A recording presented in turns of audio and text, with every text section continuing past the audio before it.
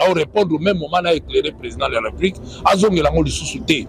Ils peuvent parler, d'accord, Moïse Katumbi, bon, il a été gouverneur de la province du Katanga. À l'époque, elle n'était pas encore divisée en 4 morceaux, mais qu'est-ce qu'il en a fait? Je parlais d'ailleurs récemment de l'aéroport international qui est en train d'être construit, qui est déjà d'ailleurs terminé à Kolwezi. Il a été gouverneur pendant 9 ans. Il n'a même pas pensé à construire un aéroport international dans la capitale mondiale du cobalt.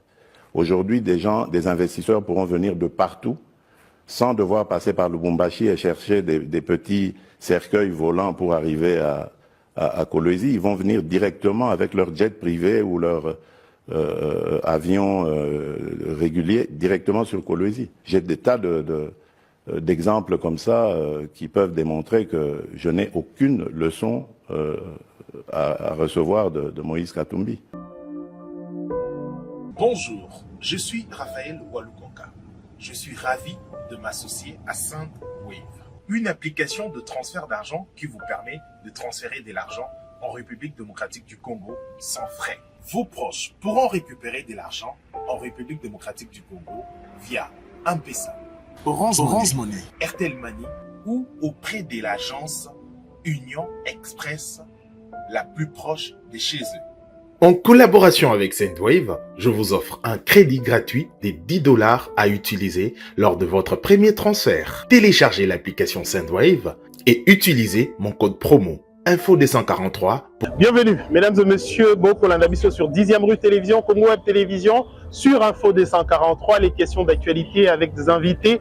Dans une habitude, il y a qu'au symbole la question d'actualité. Aujourd'hui, Zouamon, quand on est habitué à Plateau Nabiso, moi, Namboka, honorable Francis Kalombo, représentant, il y a ensemble na Kinshasa, aux Alipes également, porte-parole adjoint, il y a Moïse Katumbi Mbote Nayo. Mbote. À la place, vous allez en pleine activité, pour la décor, c'est déjà la campagne électorale dans 48 heures. D'abord, la première des questions, est-ce qu'il y a beaucoup sentir sentiment nini pour la première fois pour l'élection présidentielle, na parti politique na bino ensemble, parti ça moins de 10 ans. Mais beaucoup qui n'a pas ambition n'a déjà présidentielle. Non, ils ont travaillé tout ça, certes, parti ça 10 ans, mais bah bazar la carte a parti on a bah expérience, bateau basi ba expérimenta, basi ba sala, ba ya na expertise et que bazar capable de se transcender pour apporter ba solution na boka la mission. Alors, on vous critique 9 ans. On a 9 ans, vous avez une leçon coupée sa thé, vous avez l'eau au salaté, vous saliez l'eau côté na Katanga, tu belé na Katanga ba ko lobela bino déjà que pendant que président est ensemble azala kikona atikala osale l'eau comme mon côté na bénéfice ya ba Katangais. D'abord, on a eu proche à Katumbi, tant on a qui gouverneur pendant tous ces temps, au Azala qui n'a gestion la ville, la province à Katanga, et l'on est Sali. Merci, mais je crois que l'on a regretté parce que les président de la République Moutalobi, à l'obi en gobi son abisoté pour les laisser peuvent se laver en famille, mais que le bango est pas à Bapaya. Je crois que même Bapaya, on attend où il y a Zoloba, Bayoka qui peut sonner, là qui est un peu gêné parce que pour un président de la République, alors qu'ici vraiment que Azana la connaissance de Yamboka. Alors vraiment mes connaissances la réalité il y a Congo. La première des choses, ce n'est pas un gouverneur il y a Otonga aéroport. Donc comment président de la République a pour juger Moussala un gouverneur par Kotonga aéroport. Ce gouverneur bazo sala baksu belé et ça au-delà même Yabanide parce que c'est le pouvoir central qui échoue pour na kosala ba responsabilité na bango et c'est basé la bataka na gouvernement boyebi ki bafuta ka bango passe wana kindaka na ba province te go passe ça na pouvoir central ndazarango même bongo wa sala kana monini baranda ka compte te yango ne salinga passe tant on a landi président azolo ba biloko azolo ba donc azo nini depuis ba conseiller na ye baza wana pepo ba ko pesa e biloko ya réalité pour président ko lo ba biloko ba mona mais c'est qu'une vérité pour ba tumsune ba katanga na expliquer yo tika na ça pour tout le poser la question, on répond au même moment à éclairer le président de la République, à Zongelango du sous-souté. À même à Katoubi na Chawanate parce que ndenge ya lobby, ils ont la compétence d'abord, il y a gouvernement central, ils ont la compétence, il y a province.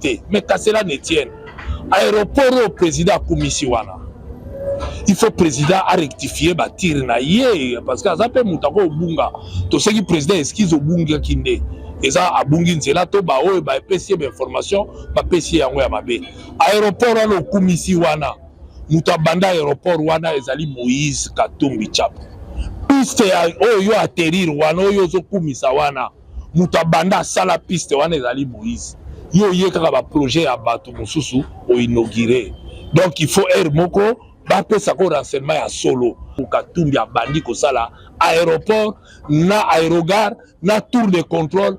Tout ça a été fait. Mais la période vous avez des images, vous avez des images yangoyo. Tchela batu batala image na PCO. Tchela bat téléspectateurs. Comme promis, quelques mois plus tôt, les travaux de réhabilitation de l'aéroport national de Kolwezi ont effectivement démarré ce vendredi 22 avril 2011 sous la conduite du gouverneur Moïse Katumbi Chapwe qui s'y est personnellement rendu en début de matinée. Ces travaux, financés à hauteur de 4 800 000 $ par l'entreprise Kamoto Kappa Company, KCC en cycle, seront exécutés par l'entreprise Swanepoel. Ils vont essentiellement consister au renforcement et l'extension de la piste, la construction d'un aérogare, d'une caserne anti-incendie, d'une tour de contrôle et des structures de fourniture d'eau et d'électricité.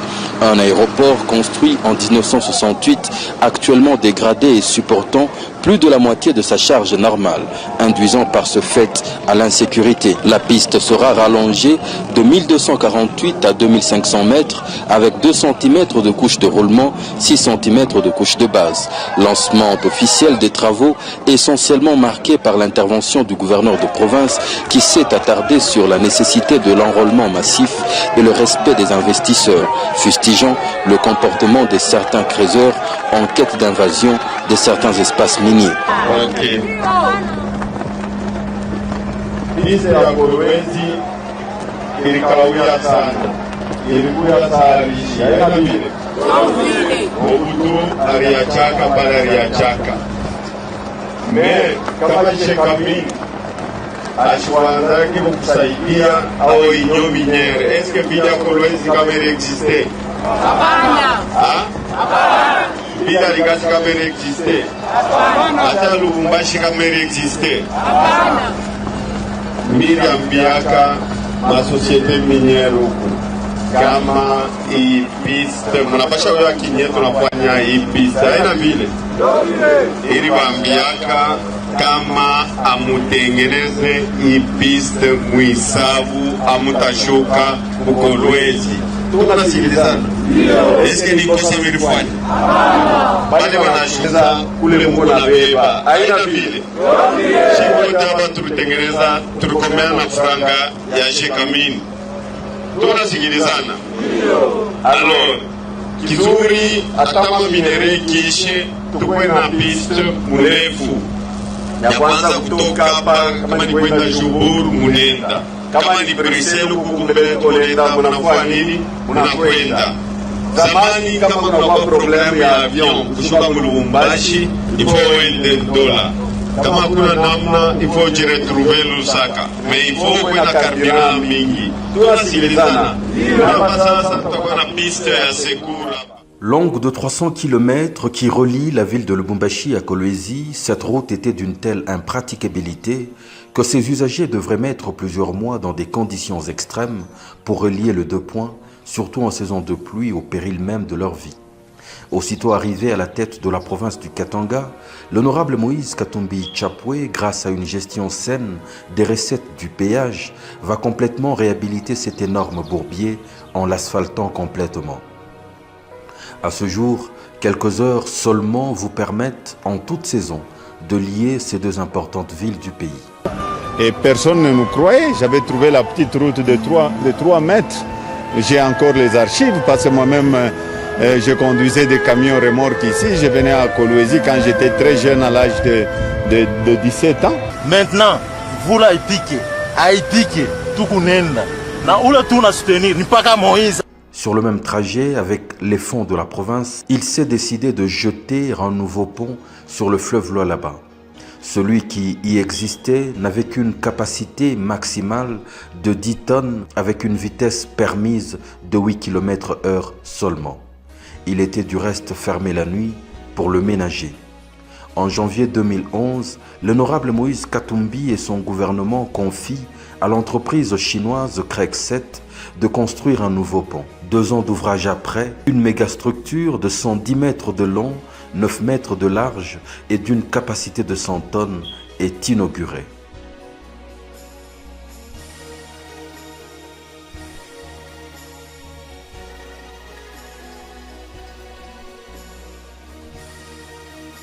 Il est en effet le pont en béton le plus long du pays, derrière le pont Maréchal.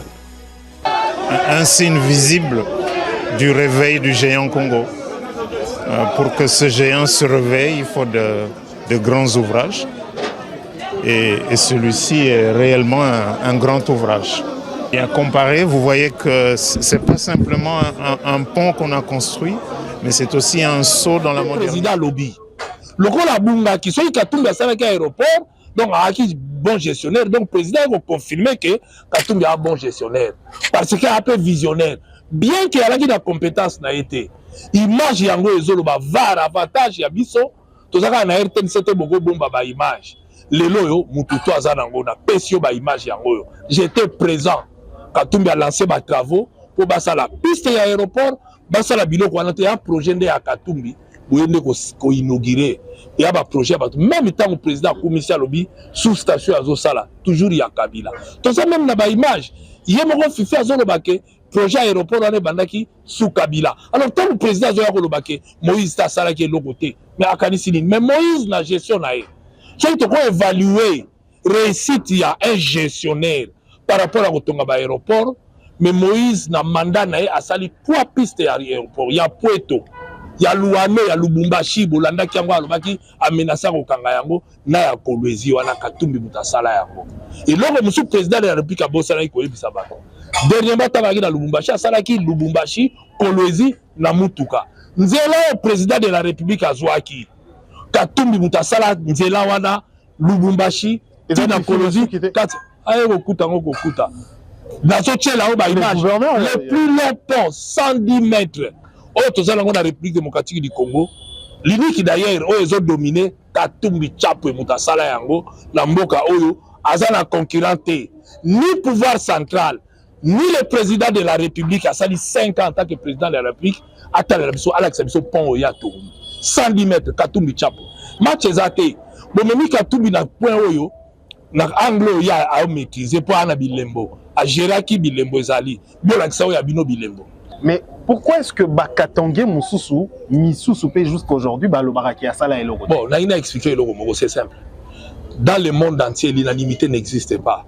Même dans le paradis, Satan a fouillé à contestation à Nzambe. Ceux qui Nzambe va pas contester, c'est tout à fait logique qu'il y aura peut-être 2-3 individus. Mais les médias des alliés, est-ce qu'il y a une image? Au moment que Katumbi a aussi ça aéroport à Kolwezi, oui ou non? Est-ce qu'il y a une image au Tché? Au moment que Katumbi a aussi ça Nzela, oui ou non? Au moment que Katumbi a pesi Batumai, oui ou non? Katumbi a mutuko discuté na été. Et nous retrouvons la réalité, dans la période de la campagne, Bakadi Oshawana. Batika yango peut pas Katumbi Bilembo ezali. Katumbi a des images et nous avons des images à l'appui. Donc preuve sur preuve. La minute Oyo, moi je pense que le président de la République a sali campagne à Katumbi. Le président de la République a sali lié campagne par la Kisi dans le monde entier que yende mutasali ko le kabatunios puisque le bagi que celui mutasali donc a sali Katumbi mutasali piste wana yé mutabandaki yango na biloko nyoso oga ko inaugurer. Mutasali conception et le mutu mususu mandat na esili atiki continuité de l'état pour continuer pour l'accès au bino bosali konga la tangelo ya Puerto Katumbi ya Lubumbashi wane se toboka ki kufaki ba violingaki banda koboya koya Katumbi mutu a réhabilité na la question siko o ya lobi ya Kolwezi wana et la piste muke avec quel moyen ça là qui en est-ce que voilà. Il y a gouvernement central et yango na ina expliquer OK va la Kabili bakende bomona bakenda ko déposer pierre lisusu ba kotonga nini aérogare ya sika ti lelo 5 ans etonga mité siko lisusu na suka mandat bakei suka mandat ba promesse to kokota campagne to ko expliquer bango pour quel moyen moyen mais yango na uti ko expliquer yo boye basali yango na ba moyen propre ya province. Katumbi aza na génie wana, aza na mayele wana ya koyeba ndenge na koyi kosala mpona kozwa solution. Katumbi akotinda bato na Kigali te bakende luka carnet d'adresse. Lui-même ala carnet d'adresse na ye, ala ba investisseur ayebi ke bakoya la preuve. Katumbi akendaka koluka carnet d'adresse pas butu mosusu te. Ye moko atrouvaki ba solution na bien que ezali na bandeli, bien qu'il ait la compétence na ye te, il a trouvé les moyens, il a donné les moyens, batiaki péage na nzela, aba gérer mbongo ya péage wana malamu etonga nzela wana bomoni. Basali na ba pont na biloko tout pe ba futa nyongo wana nyonso. Et à chaque fois qu'il posait un problème de garantie, Katumbi se portait garant pour la banque pour préfinancer et la province ezali une partie de la République. Okay. Qu'est-ce qui prouve que ma ambition na yo ezali ka ya ko gérer province moko ezali na 26 provinces tozali nango mais ezali ka moko. Et là on nini la ki sa ke 26 ko gérer République à Okoka alors que province est opposé na ba difficulté mususu. Ba misuku tu ba gérer ka ta terrasse à pamba te ata wenza pamba ba gérer te. Hein? Les ba ministre, les ba soki ndenge nini. On compare na muta à gérer province munene lokola koleka France. Je t'informe que Katanga est koleka France. À gérer yango bon lelo ko compétence de la doute. Vital Kamerhe a vice-premier ministre lelo. Aloba sengi bata gouvernement central ba ke ko la bonne gouvernance et pas ya Moïse Katumbi. Parce qu'ils étaient amis, les meilleurs amis. Ça n'a rien à voir avec l'amitié. Bilembo ya monaki. Atali gestion wana aye a témoigner alobité o ngala moni yango te. O bi ala biloko mususu ato boko ndima mutu. Mais bilembo ekoloba. Et allez Moïse arrête mai. Ato boko melaye o sokola ye. O sokola ye. Donc ndenge bazawana ba fandi boy ba loba ka atika ba loba. Bango tout ba yebi ke lelo to tika Katumbi abongisa mboka. 5 actes ya bonne gestion oya Katumbi na Katanga pendant 9 ans na ye oya sali ezali. D'abord à Matsaki recette. Au moins le président ba tout à tolo. Il y a ba minéraux ezokenda kutaki et au sala combien Katumbi a la première personne. Acte numéro 1. Il y a koloba ke ba ko futa sous congolais moins de $100 te a Tchaka Simiki. Pour l'avantage à ba congolais. 2. Adia achal afuta edi e uti na Katanga. Sous-traitant c'est gros à sous na ba étranger te na ba congolais.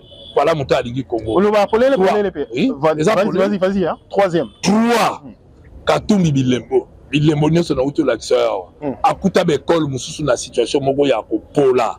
Mais lokola linga yibatu asala. Ba œuvre na ye na lingi na pesa okaka quelques œuvres to comparer yango na au président de la République lobaki kazana ba œuvre te balancer yango na pesa ba image. Chamwanda to bombi bisu. 5e. 5e. Omoni ba minéré na biso. Lelo tozo souffrir na minéré à est pour nini? Parce que ebibaka brut ezokende ba oteta na libanda. Tango Katumbi alaki gouverneur akanga alobi ba minéré ko bima lisusu te, faut ba traiter yango talaki patriotisme na ye. Eza ya ko prouver na bilembo ata mutalinga discuter. Lelo oyo union secrète za na pouvoir ba fongola kunani. Mabele na biso koma ko bima ba camion mabele ba okita ko na libanda mais Katumbi akanga ki nyonso wana et ça la ki nini et matisaki valeur ajoutée et puis Congo a mataki en tant que producteur il y a ba cuivre et puis to création ya ba bois et salamaki sous-traitant c'est salamaki donc ndengina la kisao que côté wana o bango ba memi biso les côté fallait pas ba mema biso parce que côté wana Katumbi aza calé circonscription na yo habituelle d'ailleurs ya Funa et là on y recueille bisabato bientôt la campagne Robandapé to comme sous édition mais na boyi ba c'est mais biso so to sali yango et comme un problème na boyi lobi balo banayo o campagne boyo lokole yanga ba ulika ba sanctionner yo toze la campagne quota hein comme ça to quota masolo awa to réagir et là on to bisabato de partout campagne électorale et là on to bisabato de partout oui mais awa to réagir par rapport à ma propre chef de l'état et là on to bisabato kaka ke botchala mitu na bino ke chef de l'état makamba lobaki eza pasi na moni ke tozo quand même ke batindi ba mindele ba ke de ko coacher kuna lokola mindele ngo ba échouer po ba kuna ba ke ko coacher ba ko zo mbonge belé lui-même l'a dit ba bengi la biso ata ibenge na Santos Moutibi là-bas que le coaché kuna pamba te ba coaché no baye banda ba komaki ba ville ezokwea ibenge coaché po ba luka ba coach ba vrai coach ibenge ba Moutibi les Santos to ba coach na mboko ba pesa ba ke le coaché kuna po on tozo ka awa eza scandale ya na émission que dazo regretter ce qui boende ezo sala meza pasi parce que ba mercenaires wana bato ba ye wana basalelo nini bakoche nini parce que coach ya malamu ya résultat ezali ibenge soka coach toza komona babi na filet tomona ba victoire tozi victoire nini au contraire tozi victoire te donc eza kaka regret oyo biso tozomona na makambo oyo to ezoleka donc eloko tokosenga na bacongolais campagne nano ebandi te tala te dans quelques jours campagne ezobanda dérouler les bino tout au dérouler ah ouais ça a réaction alors voilà to bango ba wela ba sanctionner bateau donc question moko ya bateau ya bana bandal pourquoi benga on nyamekila ya tana bilanga na yo aye kolia oko benga na été sinon faut ça la bikila siko bango basala ke erreur basala ki yango enta malédiction kotaki na mboka yango moni ba kermesse tout basala biloko tout basala simalanga et simbate yango bana bandal ba monaki te. En tout cas, il y a des gens qui ont simba. Ba bengani nyama basali bikila te, mboke koti malédiction. De toute façon, basala bikila pour malédiction wana elongwa. Alors